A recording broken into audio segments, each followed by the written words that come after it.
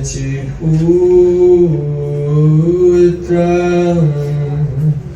Patra Surupam Rupam Tasya Krajamuri Purim Maturim Voshtuvartim Radha Kundamagirivaram Ahoradika Madhuvasam Rapto Yasa Pratita Kripaya Sri Guru Tam Natosmi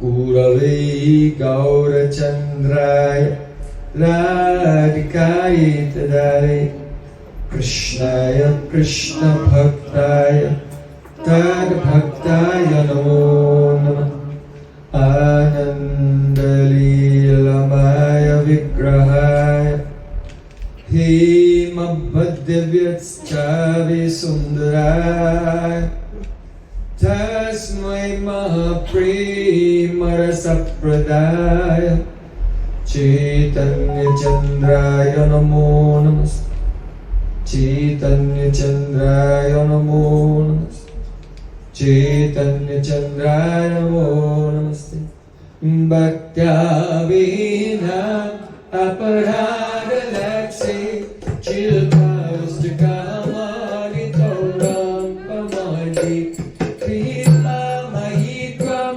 Sharanam Prapanna Prinde Namaste Charanarvindam Prinde Namaste Charanarvindam Govinda Damodara Madhaveti Govinda Damodara Madhaveti Govinda Damodara Madhaveti Govinda Damodara Madhaveti. Everyone, Hey Krishna, Hey Yadava, Hey Saketi, Govinda Damodara Madhaveti. Sham Sundar Skandashika Smarhas Murali Manoira Radhikar Sukumama Kripanithe Supriyacharana King Kurinku Tavaivasmi Najivami Tayavana Jivikaya Devi Tam Amam Charantikam. First of all, for my Sastang Dandavat Puspanjali, my heart like flowers thousands of times at the lotus feet of my holy Master, my supremely worshipable spiritual Gurudev, Asmadev Paramarata Tama Guru Pada Padma, Nitilila Pravishta Om Vishnupada, Ashtodara Sata Sri Rupanugacharya Varya, Srila Bhakti Vedanta Narayan Goswami Maharaj. Secondly, I offer my pranam thousands of times at the lotus feet of my Param Gurudev, to Srila Prabhupada, and to all of our Sri Rupanuga Gaudiya Guru Parampara. And finally, I offer my pranam to all the sons of Vaishnavas and Vaishnavis, Vanchakalpatarvasa, Vaishnava.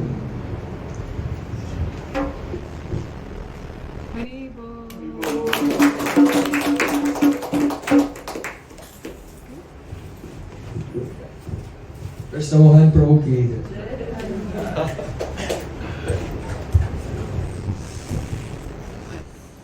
So by the courses of Sri Guru and Gauranga, many Vaishnavas throughout the world, they have begun to celebrate the 150th appearance anniversary of our Jagat Guru Prabhupada Srila Bhakti Sarasvati Thakura. I think next week also you'll have a festival for him. So yesterday we began to discuss some of this, the jewels in this very beautiful lecture that Srila Prabhupada gave on the 11th of August in 1929 in the Albert Hall in Calcutta.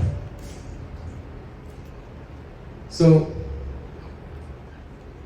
on this day actually, when Srila Prabhupada was invited to speak, he gave his Mangalacharan, he pranam to his Gurudev, and before speaking, he established the Sabhapati. If there's a religious assembly, Dharma Sabha, religious assembly, Dharma Sabha, then there should be a Sabhapati. That means the chairman, who is overseeing and directing, conducting the proceeds of that assembly. In fact, in Vedic culture and in Indian culture, people know that you cannot have a sabha without a vridha, right? Vridha means an elderly person who is very learned and experienced, very senior person. They should preside over it. Otherwise, if lots of young people get together, it will be like a democracy in chaos. The sanctity of the atmosphere will not manifest unless all come under the anugatya, under the guidance of a senior personality. This is Vedic culture. So Prabhupada Srila Bhaktisiddhanta Thakur, he pointed, there was one very big, luxurious chair in that assembly.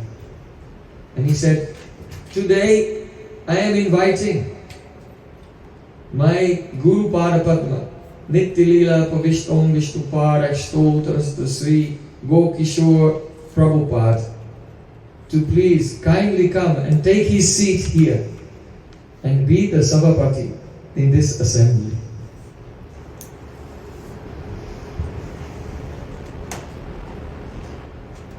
So then he said, you may not be able to see, but the Satsishya, the bona fide disciple, always understands that when he will speak, that he is speaking only for the pleasure of his Gurudev, and only that his buddhi vritti. Prabhupada prayed, I pray that my buddhi vritti, that means all the movements of my intelligence this evening, by which this katha, this discussion is coming, it should be the prerita, Guru Pada Padma prerita, directly inspired by Guru Pada Padma. May my Gurudev be the niyamak, that may he completely regulate all my thoughts and guide me to speak exactly in accordance with his desires. So Prabhupada himself, by his own example, he's showing, it's a performative, he's showing the real meaning of the Sat Shishya and Sadguru, the bona fide disciple and bona fide Guru. Sat means eternal. Sri Guru does not die. Only Sri Guru is eternal and part of the Nitya-lila of Sri Radha and Krishna. And sometimes that Guru becomes prakat before our eyes and sometimes becomes aprakat. But like the Supreme Lord, he is also sarvavyapi, everywhere, and seeing everything, outwardly and inwardly. The disciple should never forget this. Not even for 1 second. So, Srila Prabhupada said that my Gurudev, who is now sitting here, Srila Gokishore Prabhupada, he called him. He would not introduce himself as a Gaudiya. Why? First of all, Gaudiya, people think, who are you? I am a Gaudiya, that means I am from Bengal. So he would not introduce himself as being the resident of any place within time and space. Because see, Guru is aprakrita, he is transcendental. So why would he give some identity, a designation related to the mundane physical plane? So he would not use Gaudiya in this sense. And he knew that, who are the Gaudiyas? In Chaitanya Charitamrita there it is mentioned. 18 Thakur Gaudiya-ki Karyachin Atmasat. 18 Charna Bandhu Tinimuranat. Srila Krishnadas Kaviraj Goswami Pad said that these three Thakurs, these three deities, Govinda, Gopinath, Madan Mohan, or we should say Madan Mohan, Krishna as the Adhistatri Devata of Sambandha Jnana, relationship. And then Krishna Govinda Dev, in the form of Govinda Dev, the predominating deity of the process of bhakti. And finally Gopinath, see Krishna, as the Lord of the Gopis, the predominating deity of the Prayojan Tattva, Prem, Prayojan. This Prem is the goal of life. So, these three deities have manifested in Vrindavan, and those persons whom those deities have assimilated, they have incorporated into their indivisible, non-dual reality, into their eternal pastimes. Those personalities who are non-different from Madan Mohan, Govinda, Gopinath. So those persons can be called Gaudiya. 18 Thakur Gaudiya-ki Karyachin Atmasat. Atmasat means when someone becomes Atmasat, then it means, oh, I am not independent from you. I am fully dependent upon you. I belong to you. My senses only exist to please you. My heart and your heart are one. Then that person has become Atmasat. So those persons whom Govinda, Gopinath and Madan Mohan have accepted and made one with themselves as their associates, those persons can be called Gaudiya. So a Gaudiya has uncommon divine characteristics that can never be seen in an ordinary human being. So Srila Bhaktisiddhanta Thakur, he said, my Gurudev, knowing all of these things, he used to say out of humility, he would introduce himself not as a Gaudiya, but as Gaudiya Vaishnav Das Anudas Anudas, the servant of the Gaudiyas.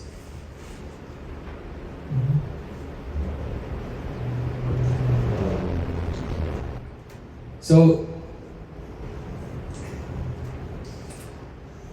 Srila Bhaktisiddhanta Thakur, he said, my Gurudev is a Nitya, Sadguru, eternal Guru. He is not a Karmi, not a Jnani, and not a Yogi. Why? Because the activities of karma, they are temporary. We have no permanent relationship with the activities of karma. So the Guru who teaches us karma, he is teaching us some karma so that we can do that, then we leave him and we go to heaven. Go to Swargaloka and enjoy there. Leaving his service to enjoy in heaven. The Jnani, if someone has a Guru who is a Jnani, then from that Guru they're learning how to get mukti, liberation. So what will they do in the nirvana, in moksha? It is impersonal, there are no characteristics there, it's nirvishesh.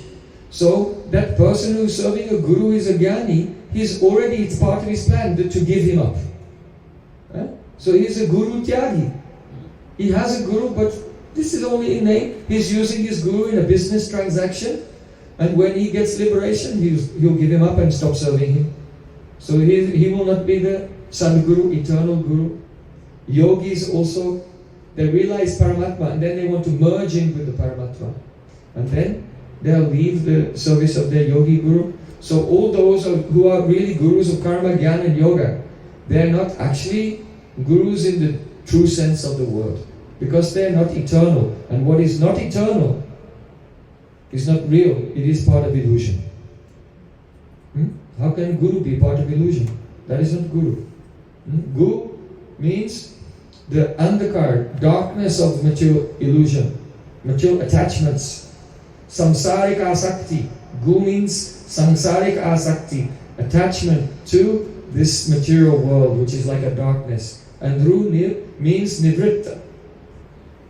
He who takes away the darkness of attachment to this material world by introducing the light of eternal Krishna Prem is called Guru. So, the Sadhguru, he is not a karmi, he is not a part of this material world. He is in the Vidvat Sampradaya. Prabhupada explains there are two types of traditions. One is the Adhyakshik Sampradaya. Adhyakshik means the Sampradaya which is based on sense perception. So in this world there are many traditions and cultures which are passed down one after another, but they're all based on the perception of the senses of the physical world. So they are empirical traditions, like modern science is an empirical tradition. They are Adhyakshik Sampradaya. And then there's the Vidvat Sampradaya. Vidvat Sampradaya means the tradition of those whose perception is beyond matter. They have transcendental anubhav, realization of the divine realm. So, how does this Vidvat Sampradaya go on? It goes on through Sruti. Sruti. What does this word Sruti mean? Sruti means this. The Sadguru, when he is speaking Harikatha, then this Harikatha is called the Sanjivani Dhara. It is a life-giving current. Sanjivani.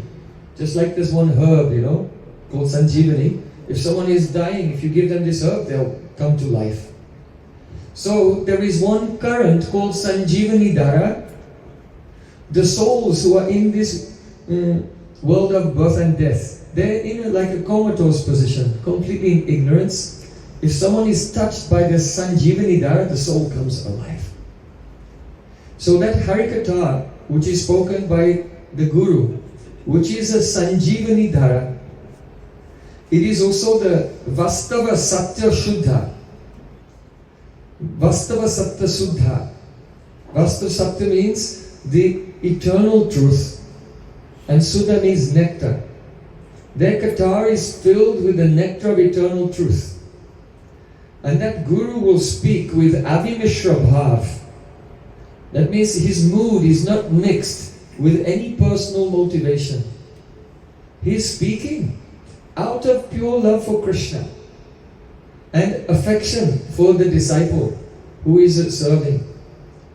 So when the pure Vaishnava, he speaks the Sanjivani Dhara, the life-giving current of the Vastav Sattva Sudha, the nectar of eternal reality, with Avimishra Bhav, with his mood not mixed with anything material at all, completely pure. And there's a disciple who is a Seva Snigdha Sisya. The Sisya, the disciple who is Seva Snigdha. He's always serving and he's very soft and affectionate. He's not prickly. He's not rough in the dealing, but completely smooth and completely pliable and completely compliant to every word and every desire of his Guru. He is called the Snigdha Seva Shishya. So when he listens to this Sanjivani Dhara, then it enters into his Vishuddha Hriday Akash, into the pure sky of his heart. And it enters into the pure sky of his heart through his ears, which are like Anjali, just like a beggar. As a beggar is taking his hands like this. So the disciple is putting his hands together and begging for the mercy of Guru. But not hands, ears. His ears are like that. And they're catching the current from the heart of Shri Guru, and then it goes into his Vishuddha Hridaya Akash, pure sky of the heart. And there and then, that Jyotiti Pratita, immediately there is a vision.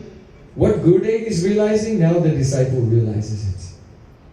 Sri Krishna is seeing the beautiful form of Kunj Bihari Sri Krishna and his loving pastimes with the gopis of Vrindavan, and disciples hearing, and that very beautiful bank of the river Jamuna, where Sri Krishna is playing with his associates, manifests in the heart of the disciple. So that is called Sruti. That is the definition of Sruti. So two ways of attaining knowledge.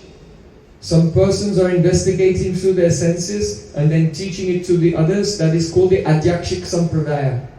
And then there is the Vidvat Sampradaya, where the divine realization from the heart of Guru, through Shabda Brahma, through sound, through the Spot Dharma, the power of sound to manifest itself in the heart of the disciple. So this is called Sruti. And the Parampara, which is consisting of the pure flow from Guru's heart to disciple's heart, and then from his heart to his disciple's heart. This is called the Srota Parampara. Srota Parampara. And that Srota Parampara is Sat Sampradaya, eternal Sampradaya. Someone may imitate, may pretend, but it will not be the Srota Parampara. Only making a show like a drama. The Guru is only acting, disciple is not surrendered, then transcendental knowledge will not come. So Srila Prabhupada Bhaktisiddhanta Thakur was describing the power and the glories of Srila Gopkishore Das Babaji Maharaj, how the transcendental knowledge is descending through him. And of course, he's not saying himself, but it came to Srila Prabhupada, and he's giving also to the audience, those who are surrendered and sincere. So Srila Prabhupada, he spoke about Gaudiyas. Who are Gaudiyas? When the transcendental sound comes in the heart of the disciple and he realizes that is called his experience Vidvat Ruddhi Britti. Vidvat Ruddhi. The Vidvat Ruddhi Britti gives Advaya Gyan, non-dual consciousness. It gives direct perception of the truth. Why? Because in Sadharan Ruddhi Britti and Agya Ruddhi Britti, in the ordinary meaning of words, the word and the object defined by the word are different. But in Vidvat Ruddhi Britti, the word and that which is signified, the signifier and the signified, the reference and the referent, the name and the named, Nam and Nami, Abhinatvam Nam Namino. Right? It is said in the Upanishads, in the Puranas. Nama Chintamani Krishnas Chaitanya Rasa Vigraha Purna Shuddho Nityamukto Abhinatvam Nama Namino. The name and the named, the word and the object, they are abhinatvam, they are non-different, completely non-different from each other. So that is the Vidvat Ruddhi Britti. Now, we began the subject yesterday of what is the Gaudiya Mat. The word Mat means Matanti Vasanti Chatraha Yasmin Iti Mata. The place where students reside to study is called the Mat. So the Gaudiya Mat is meant to be the place of transcendental education. It is a supernatural university. This is the first thing, Gaudiya Mat. And then, Gaudiya means, as we have described, those who have been accepted into the Leela of Govinda Gopinath Madan Mohan. So Prabhupada Srila Bhaktisiddhanta Thakur, he gave a very beautiful definition of the Gaudiya Mat. He said, in the world which is filled with the Agya Ruddhi Britti of sound, Everywhere sound is going on. Everyone speaking. But most people, they have no consciousness of God at all. So in that world which is filled with the Agirudi-Britti of sound, the Gaudiya Mat is the sacred place of the descendants of the Vidvat Rudi, meaning of words. This is the speciality of the Gaudiya Mat. And this is why, as we discussed yesterday, Prabhupada, he was part of Srila Bhaktivinoda Thakur's Navadvip Dham Pracharini Sabha. But when the many persons there, they began to misunderstand bhakti and study the Shastra, but like in an empirical way. So then Prabhupada, he left and established the Gaudiya Mat because there was the Agirudi-Britti, the general ignorant worldly meaning of sound. And the Gaudiya Mat is the place of the sacred descent of the Vidvat Rudi of sound. So what is that Vidvat Rudi? In Vidvat Rudi, when we hear, there is a direct experience of the absolute truth. So in Vidvat Rudi, every word is a name of Krishna. And this is the conclusion of Vedanta Sutra. You know, in Vedanta Sutra, it is said, Chara charau vyapasrayastu syat tad vyapadeshod bhaktas tad bhava bhavitvat. The meaning is, because the Supreme Lord is the cause of everything, and everything is the transformation of His energy. Therefore, everything in this universe is actually different aspects of the Lord. It's a Vishwarup, it's the universal form. You know, in chapter 11 of Bhagavad Gita, Arjuna saw, oh Krishna, you are everything. Krishna, yes. Bahunam janmanamante gyanavam mam prapadyate vasudeva sarvam iti sa mahatma sudurlabha. After many births and deaths, one who's actually in full knowledge surrenders to me because he realized, Krishna, you are everything. This is the first teaching of the Chatusloki Bhagavatam. You know, the whole Bhagavatam was given in 4 verses. Aham meva sameva gre nanyadyat sadasad param paschadaham yadetatcha yo visisye tasosmyaham. Do you know? Krishna said to Brahma in the beginning of the creation, Oh Brahma, before this world of cause and effect was manifested, only I existed. And after the universe is destroyed, only I exist. And in the middle, only I exist. Yes. That's the cat. We are thinking, yes. Before the creation there was just God. After the creation there's just God. But in the middle there are so many things. Right? That is called Dvaita, duality. But the reality, that duality is in our mind. This is not outside. Really, the truth is what?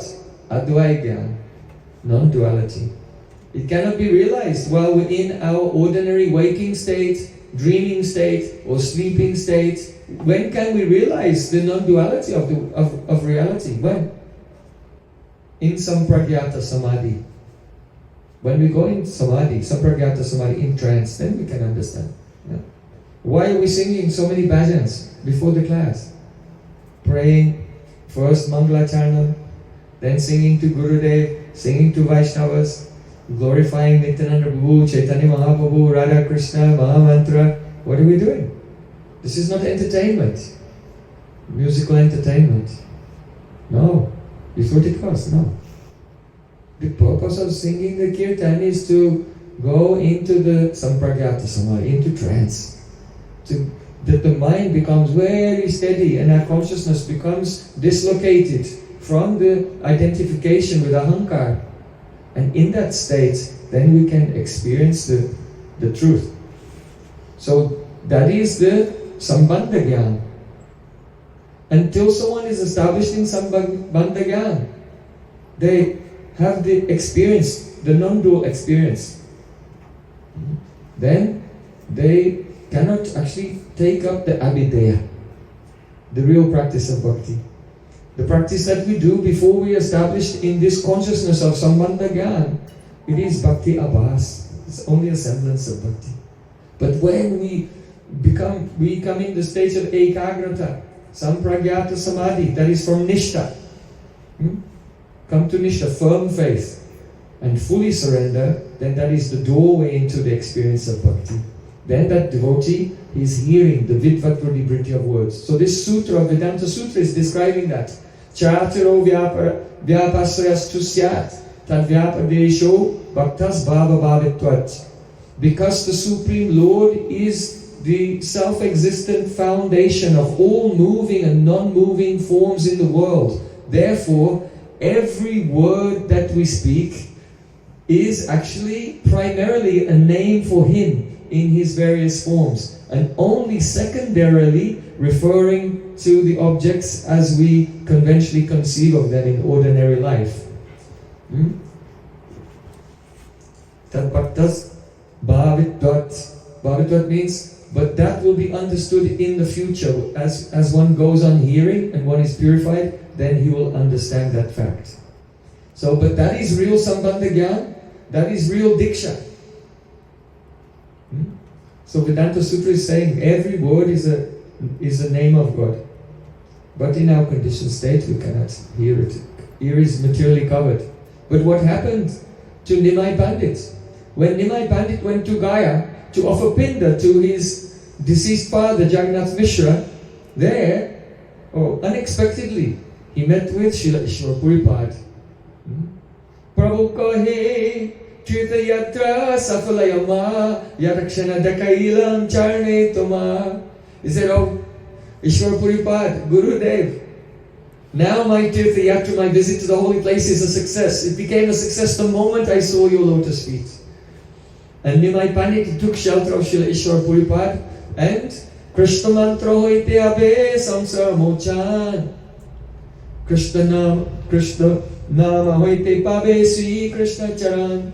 And Srila Ishwar Puripad gave him Gopal mantra and established him in Sambandha Gyan and the Hare Krishna Mahamantra, by which he could realize direct service to the lotus feet of Sri Krishna.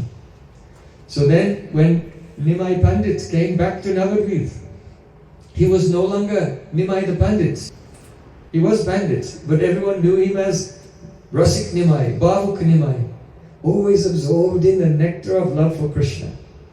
So when he came back to Navadvip, he went to his teacher Gangadas Pandit, from whom he had studied Vyakara and Sanskrit and logic and so on.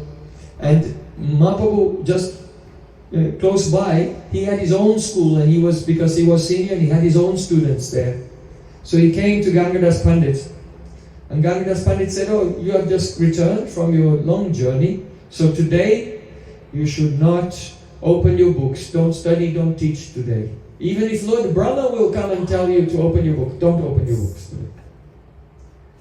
But tomorrow you should come back and you can continue teaching in the school, in the Sanskrit talk. So then the next day, Nimai Pandit came and he sat down with all of his students, and they took their palm leaf manuscripts, and before the class they sit there and then they all open the book at the same time and say, Hari! As they open the book. Everyone, get your book ready. 1, 2, 3. Hari! If you don't say Hari, how will your study be successful? Hari now makes everything successful. But when all the students said Hari, then hearing the sound of Krishna's name, then Nimai Pandit went into trance.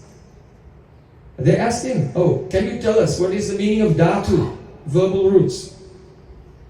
He said, Dhatu means the essence. And the essence of everything is Krishna. Can you tell us what is Varnashram Dharma? Oh, Chatur Varnam Maya Sustam Guna Karma Vibhagasha. Oh, Krishna has made the Varnashram Dharma, only that all should serve Him. Krishna is your mother, He is your father, He is your pranadhan. Krishna is your everything. Only by the sound of His name, the abhas of His name, Ajamil went to Vaikuntha, and he was glorifying the holy name of Krishna everywhere. And every question he asked, he answered Krishna. Every letter refers to Krishna. Every grammatical case refers to Krishna. Every conjugation of the verbs, it all refers to Krishna. And in the end, when his bhav came down, he said, oh, what was I saying? Did you understand anything? The student said, no, we couldn't understand anything. So then Mahaprabhu said, I'm sorry, I cannot teach you this syllabus anymore. You should go and find another teacher. But they said, oh, we don't want another teacher. They were so attached to him. We'll learn whatever you want to teach us. So then Mahaprabhu said, everyone clap your hands and chant, Hare Hare Nama Krishna Yadavaya Namaha Gopal Govindaram Srimadhusudan Hare Krishna, Krishna Krishna, Hare Hare, Hare Ram, Ram Ram. But Mahaprabhu was having this experience because his ear was pierced, the Karnabhed Sanskar, by Diksha, by his guru. Now he was hearing the actual meaning of all sounds. That everything refers to Sri Krishna. That is called Vidvat Rudibhriti. So the Gaudiya Math is the place of the descent of the sacred meanings of words, the Vidvat Rudhi meaning of words. And this is Prabhupada Bhaktisiddhanta Thakur's own definition of the Gaudiya Math. Very important. So, Srila Jiva Goswami has written a grammar, Sri Harinama Rita Vyakaranam. And in that grammar, he has shown how every grammatical rule in Sanskrit refers to Krishna and the pastimes of Krishna.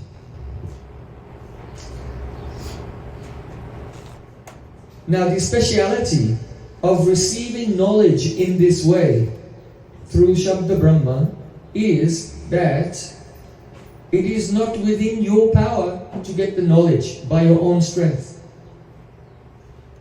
In the Srota Parampara, we completely depend on the mercy coming down to us. And that is why this path is called Avroha Panta. There are two types of path. One is called Aroha, that means the ascending process, Aroha Panta. And one is the Avroha Panta. So Prabhupada explains that if someone is following the path of Gyan, by which they want to realize Brahman, then they're trying through their Gyan sadhana to realize Brahman, but this is Aroha Panta, based on their own effort. If someone is trying to realize Paramatma by the practice of the yoga system, then they're also doing pranayama mechanically and trying to elevate themselves. So the Arohavad, the theory of self-elevationism, is there in these paths. Only bhakti is not the process of self-elevationism, Arohavad, but bhakti is Avarohavad. It is a descending process. We have to put ourselves into the receiving posture and receive mercy from Guru through the ear. So only bhakti is the Avaroha Panta. Bhagavan Sri Krishna cannot be realized on the strength of our own merit. So there are many examples. Srila Prabhupada gave the example of Ravan. Ravan is a demon. So he thought, it's very difficult doing all these yagyas. How would the common people go to heaven? I'll build a staircase. I'll build a stone path going up to heaven, and all the people can just walk to heaven. They won't have to do all these vrats and yagyas and austerities. Huh? But when the demons, they began to pile up the stones to make the steps, in the high level, there was no support there and everything fell down. This is an analogy for all souls who are on the material path. Anytime you try to elevate yourself, self-elevationism, by using the senses, by using your mind and using your intelligence, at first you'll be like those demons, very enthusiastic. Oh, we've made so many steps. And you feel like you're making progress and progress. But where does it lead to? It will lead to only, after some time, a state of puzzlement, confusion. And one will realize that all the endeavor was an illusion.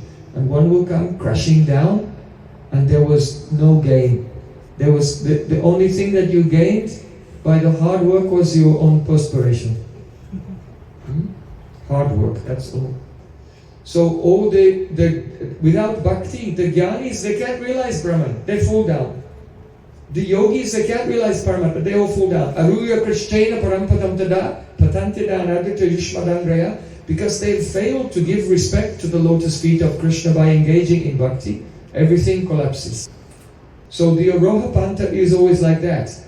You are filled with optimism about the prospects of success. And as you get closer and closer to your goal, you feel more enthusiasm. But then as you get closer, then you find that everything evaporates and falls apart. And one ends in a state of puzzlement. So only the path of bhakti gives success. Another example of the Aroha Panta is there in Srimad Bhagavatam. Who? Gajendra. Gajendra the elephant. He was very powerful and living in the heavenly planets with so many female elephants. He was enjoying sense gratification and playing in the water of a lake. But what happened? One crocodile came and bit his leg and began to pull him into the water. So Gajendra was trying to get out of the water because the elephant is stronger on the land. And the crocodile was trying to pull the elephant into the water because the crocodile is stronger in the water. So there was a tremendous tug of war. And it went on for hundreds of years in the heavenly planets. Backwards and forwards. Slowly, Gajendra, he began to lose his energy. And then when he had no more energy, and he was being pulled into the water, and he knew, this is the end. I cannot go on. There is no chance. Now everything is finished. Everything is lost. Then he surrendered to the Supreme Lord. Oh my Lord, I am your eternal servant. Please accept me. And when he surrendered, then Supreme Lord appeared. Lord Narayan riding on the back of Gurud. And then Gajendra saw a lotus flower, and with his trunk he grabbed the lotus flower just when he was about to disappear underneath the water, and he held it up. Aisha Pushpanjali Om Narayanaya Namaha. And he offered the flower to Lord Narayan. So then Lord Narayan came and with the Sudarshan Chakra, he cut that crocodile and also liberated that Gajendra, who was actually a devotee in his previous life who made an offense, and because of that offense he became bound by the reactions of his offenses in the body of Gajendra, Indrajumna Maharaj. So Srila Prabhupada gives this as the example of this is our situation. Be very careful. Because in this material world, everyone is on the Aroha Panta. Everyone is self-elevationists in their mentality. That means they have kartrita abhiman. I am the doer. I am the agent. This ego is there. I can do this bhakti. So we come, just as a person would pursue a material activity, a material art or project or intellectual study, we come with the same mood into devotional life. No, this isn't going to work. And what will happen is you'll find that you cannot control your mind, you cannot control your senses, you cannot come up to the standard of bhakti, trying again and again. Why? Because it is being instigated from the platform of ego. Katrita Abhinam. We're bringing the mentality of the Arohavad, self-elevationism, into the devotional practice. A devotee takes a book, I am going to study this book. I will master this book. This is not bhakti, this is karma. Anything coming from the ego, kartata abhiman, is a karma. He's not doing bhakti. Mahat kripa bina gaun kama bhakti nai. Krishna bhakti durirav samsara nahishai. Without the mercy of a pure devotee, any activity that you do is never bhakti, it is only karma. And one will not even be able to get free from anarthas, free from the bondage. What is anartha? Anartha means the Chaitanya Dharma Avarnamai Vritti. We have many vrittis, many movements of pran in our chitta, in our conscious and subconscious mind. So those vrittis which cover our spiritual identity, our Chaitanya Dharma, that we eternal, transcendental beings, part and parcel of God. The vrittis which cover that identity, they are called the Chaitanya Dharma Avarnamai Vritti. And so they are of different types, but that is the metaphysical explanation of anartha. So these anarthas, they're covering our spiritual nature.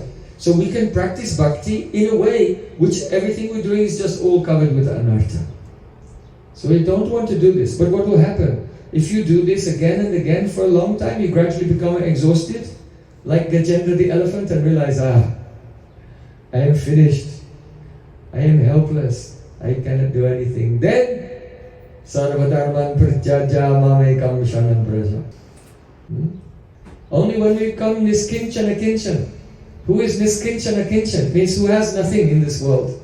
That means that all faith in our own power, all faith in our own merits, all our own pride and confidence, which is false and invested in these material coverings of the body and mind, that we become exhausted and give it up. And the essence of ourself, who we are, Atmanivedan, we surrender at the lotus feet of Supreme Lord, oh my Lord. Sri Krishna Chaitanya Prabhu Daya Karo More. Oh Mahaprabhu, please be merciful to me. And cry from the core of the heart. But when Ahankar is there, say, yeah, Mahaprabhu, I'm singing this song. Do you think please give me mercy? I sing it so well, it's a good song. You can give me your mercy tomorrow, the next time. I don't need it now because I'm doing pretty good. So this is not bhakti, this is not bhajan. Understand? So Prabhupada Bhakti Thakur is making the discrimination here, coming to the point. He's so merciful. Bhakti is not the Arohapanta. We are not Arohavadis, the self-elevationists, that we can know by our own power, intelligence and study. We are following the Avarohapanta of Bhakti, where we surrender to Guru. And then the Shabda Brahma comes and realization is by spurti, sprouts in the heart by the mercy of Sri Guru. Very, very beautiful. Because see Krishna, his Leela is going on. Here in this Gaudiya-Darshana, Prabhupada Srila Bhaktisiddhanta Thakur said, there's a very big difference between karma and the Leela. But when we are covered with anartha, we think that, ordinary people, they're doing karma, and Krishna, he's God, but really his activities are like a type of karma. Because the material mind cannot conceive of what is the Advaita, the non-dual realm of Leela. And only a person in trance can experience it. So, what's the difference between karma and Leela? First of all, karma is anitya, it is temporary. But Leela is nitya, it is eternal. Secondly, karma takes place within the 14 planetary systems.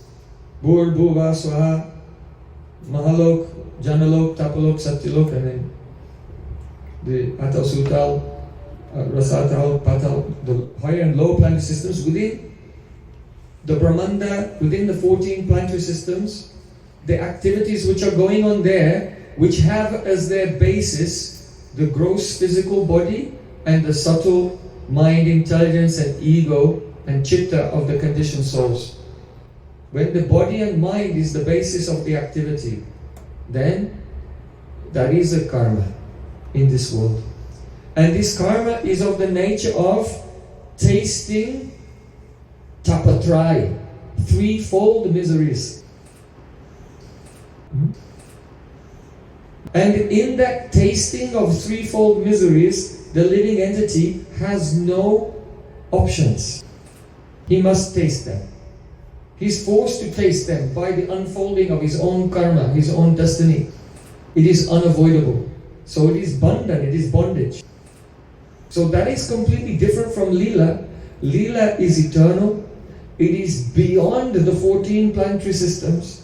There is no bondage there. There is no connection with the gross or subtle body, because every soul has a Satchidananda, eternal spiritual form. There is no karmic reaction there. Everything is just an Anandamoy rasa. Ananda Chinmaya Rasa Pratibhavitha Visthabi Ya Eva Nijarupataya Kalavi Goloka Eva Nikilatka Kilakmabhuta Govinda Adi Purusham Tamaham Bhajavi. Ananda Chinmaya Rasa, completely free and completely full of joy. Here is Anitya,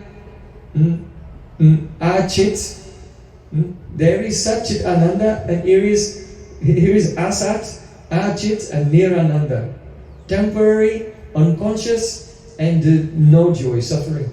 So there's a huge difference between karma and lila.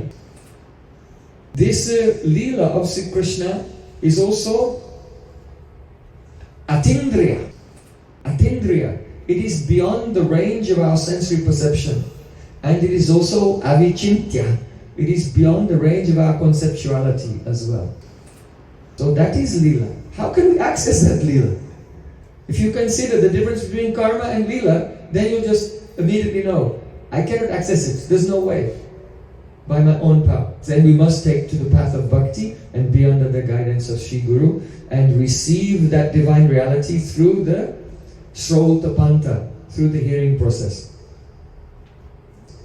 So, this divine lila is of three types: Aishwarya, Madhurya, and Audarya. Aishwarya means when the Supreme Lord is manifesting is Ishwarata. He is the controller of everything. And his activities surpass the limitations of any human being or demigod. This is Aishwarya. Madhurya means whether Aishwarya is present or not, the behavior and the mood of the Lord does not transgress the human-like behavior. So it's Narvat Lila, that is Madhurya, very, very sweet. And so in Vaikuntha there's the predominance of Aishwarya, and in Golok Vrindavan there is, Aishwarya is there, more than Vaikuntha even. But there's so much Madhurya, sweetness there that no one notices it. So Madhurya is higher than Aishwarya. You know, this is a big misunderstanding. Just like when Chaitanya Mahaprabhu went to South India. He met with Venkatabhatta, who was an Acharya in the Sri Sampradaya. So in the Sri Sampradaya, they think Lord Narayan is supreme because he's full of Aishwarya, and Krishna is the expansion of Lord Narayan because his pastimes, they don't have so much opulence. But the truth of the matter is this, that Aishwarya Lila serves the Madhurya Lila. But the Madhurya does not serve the Aishwarya. Right? In Vaikuntha there's opulence, but you don't see Madhurya coming there and making some human-like pastime. But in the Madhurya Lila, Krishna's playing like an ordinary boy, and the Aishwarya will come. He can lift Govardhan hill on his little finger for 7 days. He does, the Aishwarya will come. Mother Yashoda said, hey, have you been eating dirt? Krishna said, no, I have not eaten dirt. Naham bhakshitavam amba sarva mitya dishamshinaha. Oh mother, I have not eaten dirt. They're all telling lies. Mother Yashoda, let me look in your mouth. Then Krishna opened his mouth. He was so afraid. He said, now my mother will slap my face and twist my ear. I'll be in big trouble. What happened? Aishwarya Shakti thought, now I have a chance to do some seva. And when Krishna opened his mouth, then Aishwarya Shakti came and showed all the universe. And Mother Yashoda became bewildered and she forgot about giving him a punishment. So, oh, what is this? Am I dreaming? Am I hallucinating? Did someone do some kala jadoo, black magic on my boy? Or I have to protect him. And she had so much, her parental affection for him was increased. So we see that Madhurya never serves Aishwarya, but Aishwarya is the servant of Madhurya, so the Madhurya Lila is highest. So don't follow the Sri Sampradaya to Vaikuntha thinking that Lord Narayan is Narayana's tu Bhagavan Swayam. No, Krishna's tu Bhagavan Swayam. Krishna is supreme. All other forms have come from him. So the Madhurya is the highest. Now the question comes, what is Audarya Lila? That is Gaura Lila, Chaitanya Mahaprabhu's Lila.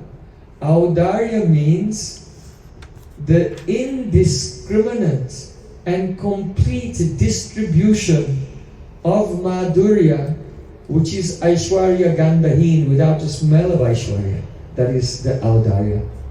So this is the relationship between Aishwarya, Madhurya and Audarya. Opulence, sweetness, and Audarya means udar, being very liberal, very compassionate, munificent, very merciful. So Mahaprabhu's Leela is Audarya Leela, Navadip Dham is the Audarya Dham. It is the place where there is the indiscriminate and complete distribution of Madhurya, which is not touched by a scent of Aishwarya Bhav. So the predominating Supreme Lord of the Audarya Dham is Mahaprabhu. He is Gaudiya-Nath. And those are the followers of Mahaprabhu, they are Gaudiyas. Right? Because this whole Katha is discussing what does Gaudiya-Darshana mean. Gaudiya, what does Gaudiya mean? And what is Darshan? How do we see the absolute truth? So, Srila Prabhupada, he said, there's such a thing as Gaudiya, Agaudiya, Gaudiya Bhruva, and Vidya Gaudiya. Agaudiya means those who are not Gaudiyas. They don't follow the teachings of Chaitanya Mahaprabhu at all. Then they say, we are not Gaudiya, we are the followers of Shankaracharya or any other philosophy, Karma, Gyan, Yoga and so on. They are Gaudiya. Then there is the Gaudiya Bhruva. Bhruva means those who say, I am Gaudiya. They wear a tilak, they wear the kantimala, they do kirtan, but really they're not following Chaitanya Mahaprabhu in their heart. They have Anyabhilash, they have other desires. They don't practice in their life, it's only for show. That's called Gaudiya Bhruva. And then there's Vidya Gaudiya. The Vidya means corrupted Gaudiya. So that means the persons who they're doing. It looks they're doing a very strong sadhana, practice. If anyone will look, they'll think, oh, yes, he is a very serious Gaudiya Vaishnava. And really, they are serious about what they're doing. But they don't understand Vidvat Ruddhi-Vritti, the actual meaning of words and the actual standard of bhakti. That Shravanam, hearing implies seeing. Chanting implies seeing. Remembering implies seeing. How does that seeing take place? You know that in your subtle body, there are 4 components. Manas, Buddhi, Ahankar and Chitta. These are the subtle elements. Before the creation, there was only the Prakriti, unmanifest potential material energy. When the Supreme Lord glanced towards Maya, then he is the Shakti is in that glance. That is called Kal Shakti, time. And the Kal, time, agitates the 3 gunas which were in balance and breaks the equilibrium of the gunas which are there in Prakriti. So when the balance of the gunas breaks, then from the unmanifest Prakriti comes the first element. The first element is very sattvic. It is very bright, very light, very responsive. It is niskriya. It doesn't have its own movement. So that first element is called Mahatattva, right? Mahatattva.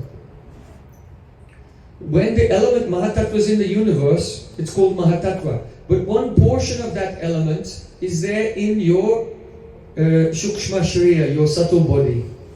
So when that Mahatattva is in your subtle body, at that time it is called Chitta. It is called Chitta. Now that Chitta is very sattvic, very bright, very light, niskriya, not moving. But when Rajas appears, then it condenses, it grossifies, and becomes in the universe what is called Sutra Tattva. Sutra Tattva. So that Sutra Tattva in your Chitta, when your Chitta condenses by Rajagun, is called Pran. The Sutra Tattva in the universe is the Mukhya Pran, the chief Pran of the universe, which organizes everything. And in your mind and body, that which moves everything, which organizes everything, is your Pran.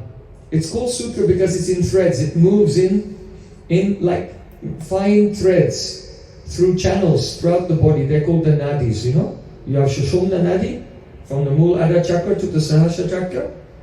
Then you have Ida and Pingala, the two main, the sun and moon, the nadis, and then you have 72,000 nadis going all over the body. And the prana is moving through all these nadis, 72,000 nadis. And that is organizing your whole nervous system and all the activities of the body. This is why when the prana leaves, what happens? Body is there, all the chemicals are there, all the elements are there, but they're not organized anymore. Everything just breaks. Disorganization, disintegration. So what is integrating and what is organizing everything is prana. When the prana leaves, the body implodes.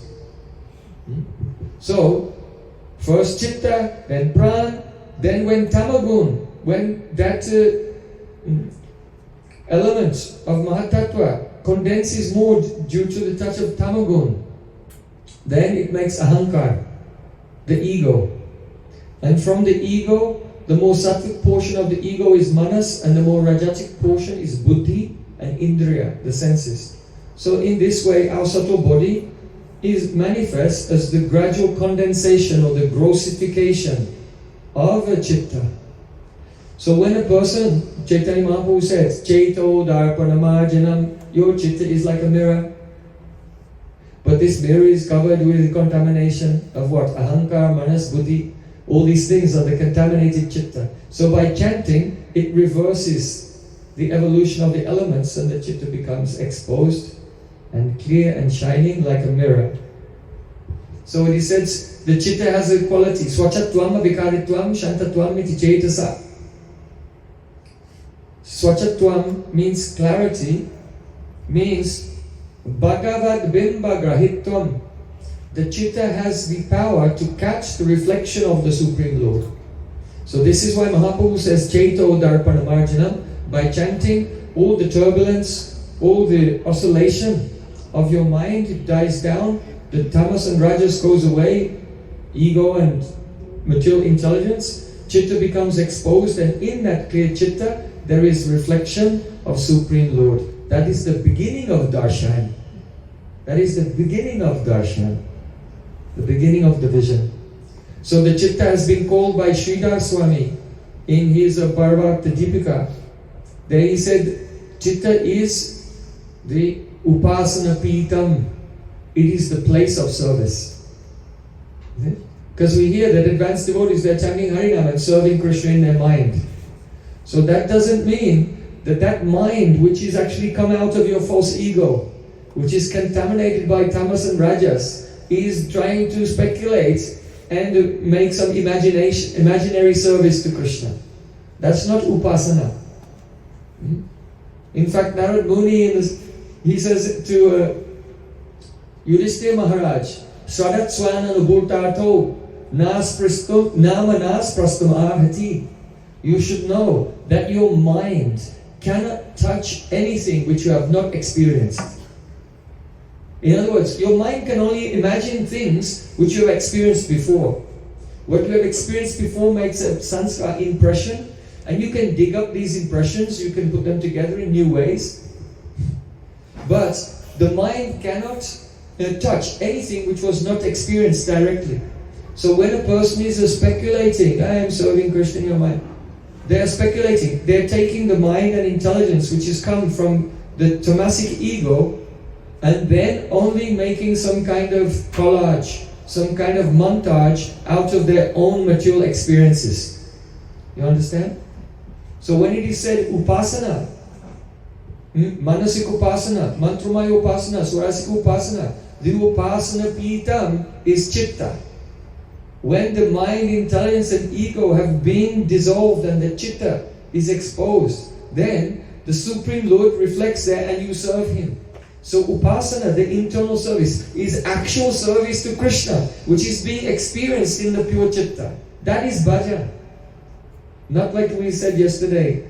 Prabhupada said bhajan is not going into the forest at night and shooting arrows here and there in the dark hoping to hit something. Sambandha Gyan is darshan, and the abhideya, the process, is also darshan. But in the Abhideya stage, that darshan is the reflection of the Supreme Lord in your chitta. It's not a direct experience. It is the abhas or reflection of the Lord in the chitta, the pratibimba. So this has been explained by Lord Shiva. You know, when Lord Shiva went to the Daksha Yagya, Daksha Maharaj came, everyone stood up and they gave pranams to him, but Lord Shiva didn't give pranam. Daksha became furious. Ah, what are you doing? I'm your father-in-law. You married my daughter, Sati. I'm your father-in-law. You have to respect me. Why are you not respecting? And he gave a curse, and there was chaos, as you remember, the Daksha Yagya. So afterwards, Lord Shiva explained to Parvati, why is it that Lord Shiva did not give pranams to Daksha Maharaj? You know? Because he was in trance. You know? He was in trance. Yeah, because he was in trance. He didn't even see him coming. He was in trance, and in his trance, he was seeing the lotus feet of the Supreme Lord. Now, when Daksha comes into that assembly, the real reason everyone pays pranam to him is what? Because we give respect to everyone because the Lord is in their heart. This is why. The respect. If someone bows down to you, we should not think, yes, it's very good, he's respecting me. No, that is not Vedic culture. Vedic culture is what respect is given to me. That is not to me, that is to God in my heart. And I am respecting God in your heart. So, because Lord Shiva was already seeing the Supreme Lord in his trance and serving him and bowing down to him, he did not have to do anything extra to again bow down to him in the heart of Daksha, because he was already serving the Lord in his heart. And he was not aware of the arrival of Daksha. So Lord Shiva described this to Parvati. He said, Sattvam Vishuddham Vasudeva Shabditam Yadiyate Tatra Pumam Apavritaha. In the state of Vasudev. Vasudev means Vishuddha Sattva. That is the stage of Bhav. The Supreme Lord is experienced Puman Apavrita, uncovered. In other words, directly. So Jiva Goswami Pad raises this question. If Lord Shiva said that when you come to the stage of Bhav, you can experience the Lord uncovered, then it must mean that before the stage of Bhav, you can experience the Lord but in a covered way. Understand? Because there's no meaning. It's redundant to say to experience the Lord uncovered, because if you were covered and you didn't experience Him, then there would be no experience at all. So when he says you experience the Lord uncovered, that means there must be a way you can experience Him with some type of covering. So Srila Jiva Goswami Pad said, when the chitta is very high in sattva guna and very steady, then you can experience the abhas, the reflection of the Lord in your chitta, and serve Him there. And by being absorbed in that, then your ruchi and asakti, then it turns into bhav, and then the chitta melts. Right? What's the definition of bhav? Definition of bhav? Shuddha, sattva, visheshatma, prema suryangsu samyavak.